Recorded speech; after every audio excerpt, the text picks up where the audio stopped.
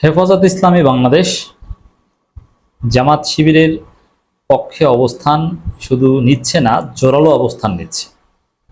সবাই অবাক, অনেকে মানতে পারছে না।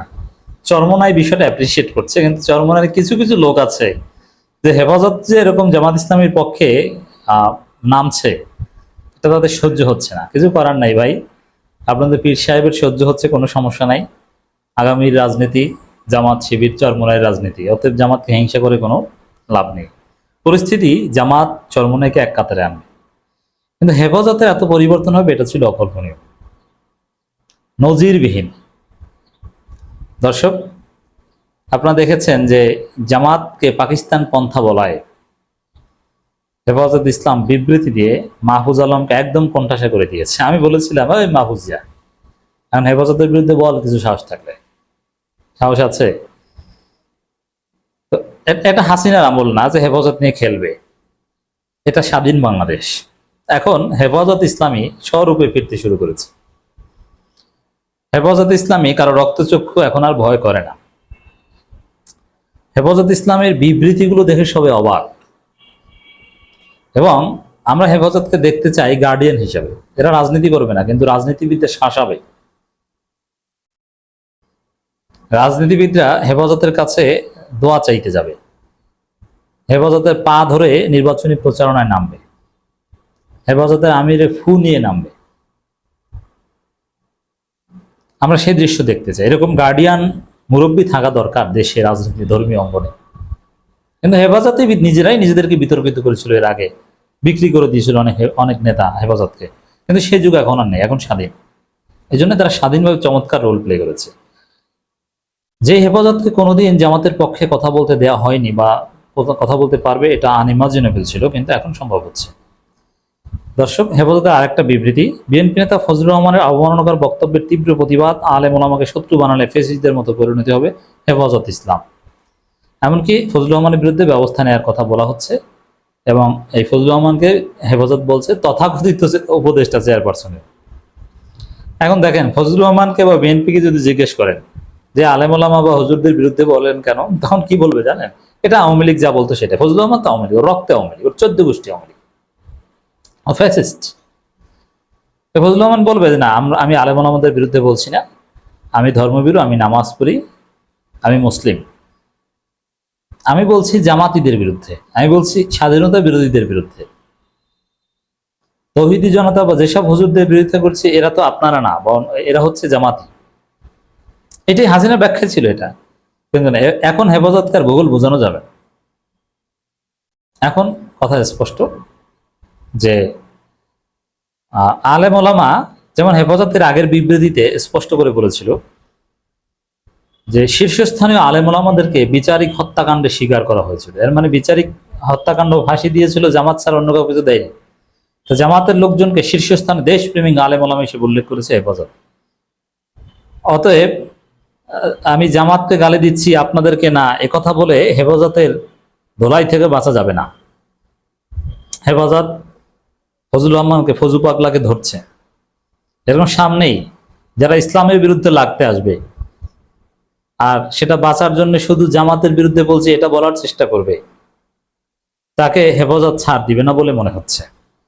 হেফাজতের এই বিবৃতিটা দেখেন, বোল্ড স্টেটমেন্ট। বিএনপি নেতা ফজলুর রহমানকে অবমাননাকর বক্তব্যের তীব্র প্রতিবাদ, আলেম ওলামাকে শত্রু মানলে ফেসিদের মতো পরিণতি হবে। চমৎকার। দেশের আলেম ওলামা ও তৌহিদি জনতা সম্পর্কে বিএনপি নেতা ফজলুর রহমানের অবমাননাকর বক্তব্যের তীব্র নিন্দা ও প্রতিবাদ জানিয়েছে হেফাজত ইসলাম বাংলাদেশ এর সিনিয়র যুগ্ম মহাসচিব মাওলানা জুনায়েদ আল হাবিব সংবাদ মাধ্যমে বিবৃতি দিয়ে তিনি বলেন, বিএনপি চেয়ারপারসন কথিত উপদেষ্টা। ফজলুর রহমানকে কি বলছে? কথিত উপদেষ্টা। হেফাজত ফজু পাগলাকে ধরেছে, তারেক রহমান নাকি তাকে ফোন দিতে সাহস পায় না, এটা ফজু পাগলা নিজেই বলেছে।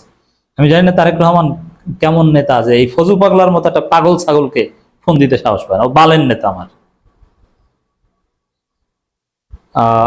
কথিত উপদেষ্টা ফজলুর রহমানের একটি ন্যাশনাল টিভি চ্যানেলে দেশের ওলামা একরাম ও লক্ষ লক্ষ তৌহিদি জনতা সম্পর্কে অত্যন্ত অবমাননাকর ও মূর্খতা প্রসূত অধ্যত্বপূর্ণ বক্তব্য দিয়েছেন। এমনকি আলেম ওলামা গর্বে ধারণ করা হাজার হাজার গর্বিত মায়ের প্রতিও তিনি ধৃষ্টতাপূর্ণ কথা বলতে ছাড়েননি। আমরা তীব্র নিন্দা প্রতিবাদ। এখন ফজলুর রহমানকে যদি হেফাজতের লোকজন কলার ধরে কানের উপর 2টা থাপ্পড় দিয়ে জিজ্ঞেস করে, শালা তুই এগুলো বলছিস কেন? তখন এই ফজু পাগলা বলবে যে না না না হুজুর, এটা তো আমি তো বলছি জামাতকে, তো জামাতকে বলছি। এটা বলার পরে আর এক কানের উপর 2টা থাপ্পড় দিবে। বুঝতে পারছেন হেফাজত ফজলুর রহমান রসায়নটা এখন কিভাবে হচ্ছে? এই জন্য এই ফজু পাগলাদের বিরুদ্ধে দাঁড়ানো, এই পাকিস্তানপন্থী যারা বলে তাদের বিরুদ্ধে দাঁড়ানো, এটা আপাত দৃষ্টিতে জামাত শিবিরের পক্ষে দাঁড়ানো হতে পারে, মনে হতে পারে অনেকের কাছে, কিন্তু এটা সামরিকভাবে ইসলামের পক্ষে দাঁড়ানো। কারণ ওরা এইভাবে ইসলামের উপর আঘাত হানে। ওরা জামাত শিবির বিরোধিতার নামে নবী রাসূলকে তাদের গালাগালি করে। শাহবাগে আপনারা যেটা দেখেছেন, তারেক রহমানের উদ্দেশ্যে তিনি বলেন, আমরা বিস্মিত এ ধরনের বাচাল ও বিদ্বেষপূর্ণ লোক কিভাবে আপনার দলের একজন উপদেষ্টা হতে পারে। এর মানে এই ফজু পাগলাদের নিয়ে নির্বাচন করতে গেলে বিএনপির করুণ পরিণতি হবে। কারণ হেফাজত যে ভাষায় বলেছে, আর হেফাজত যদি বিএনপির বিরুদ্ধে দাঁড়ায় তাহলে কি অবস্থা হবে চিন্তা করেন। আবার বিএনপি হেফাজতের সাথে একটা আন্ডারস্ট্যান্ডিংও আসতে চায়। 2013 সালে হেফাজত ইসলাম নেতৃত্বে সংগঠিত সমগ্র ওলামা একরাম ও তৌহিদি জনতার আন্দোলনকে অকণ্ঠ চিত্তে সমর্থন দিয়েছিল আপনার ধর্মপ্রাণ দেশপ্রেমিক মা বেগম খালেদা জিয়া। সে কারণে তিনি আজও আমাদের কাছে শ্রদ্ধার পাত্র। কিন্তু ওই বছরে 5 মে শাপলা চত্বরে হেফাজতের গণ অবস্থানে ফজলুর রহমানের মতো আলেম বিদ্বেষী কিছু নেতাই আপনার দলকে বিভ্রান্ত করেছিল বলে আমরা মনে করি। রাইট? হেফাজতের পাশে দাঁড়াতে দেয়নি। আমি মনে করি এই যে গত 15 বছর আমরা ফেসিবাদের মধ্যে ছিলাম, এর দায় বিএনপির আছে। কারণ বিএনপি নিজেরা আন্দোলন বিক্রি করে দিয়েছে, সময় মতো আন্দোলন করতে পারেনি। অনেক নেতা আওয়ামী লীগের দালালি করেছে। এই যে 5 মে ঘটনা, বিএনপির দায় আছে। বিএনপি যদি আলেম ওলামাদের পাশে দাঁড়াতো তাহলে হাসিনা ওইভাবে গণহত্যা চালানোর সাহস কিচ্ছুতেই পেত না। অতএব বিএনপির দায় আছে, এটি হেফাজত বলছে। তিনি তারেক রহমানকে আরো বলেন, শাহবাগের ইন্ডিয়ান সোবল থেকে সেদিন বিএনপিও রক্ষা পায়নি।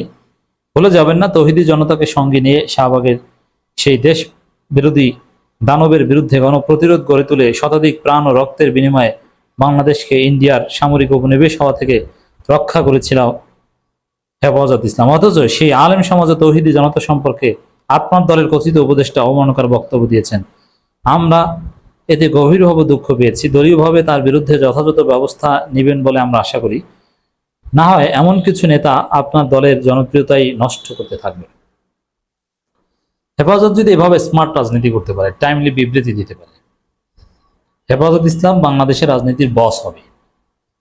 আগে শাহজালালের মাজার থেকে নির্বাচনী প্রচারণা শুরু করতো না, এখন হেফাজতের আমিরের ফু নিয়ে তারপরে বিএনপি জামাত সবাই শুরু করবে, যদি এভাবে নিরপেক্ষ কথা বলতে পারে।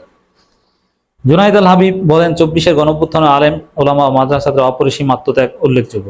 আজকের বাংলাদেশে আলেম সমাজ অবজ্ঞা করে চলার সুযোগ নেই। আলেম ওলামা ও তৌহিদি জনতাকে শত্রু বানালে ফ্যাসিস্টদের মতো পরিণতি বরণ করতে হবে। এছাড়া সমাজে আলেম ওলামা ও মাদ্রাসা ছাত্র সম্পর্কে পূর্ণ দৃষ্টিভঙ্গি বদলাতে হবে। ইসলাম বিদ্বেষী মিডিয়া, মার্কিন ওয়ার অন টেরর প্রজেক্টের প্রোপাগান্ডা থেকে মুক্ত থাকার মতো জ্ঞানগত সক্ষমতা অর্জন এখন জরুরি। মানে এটা ঘাটতি আছে বিএনপি। চমৎকার, সবে অবাক যে হেফাজত কতটা লাইনে এসেছে।